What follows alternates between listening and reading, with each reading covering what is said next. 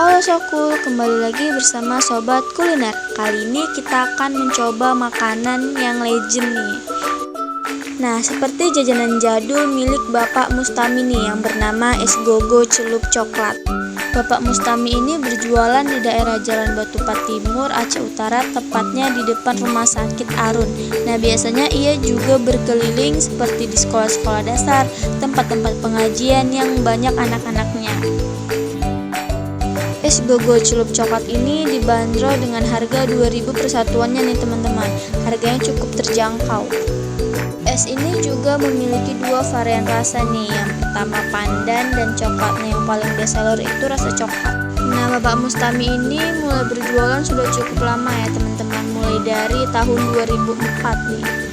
Selain rasanya yang enak, harganya juga terjangkau nih. Nah, Bapak Mustami biasanya berjualan sore hari di depan Rumah Sakit Arun. Nah, jangan lupa dibeli ya teman-teman. Bye-bye.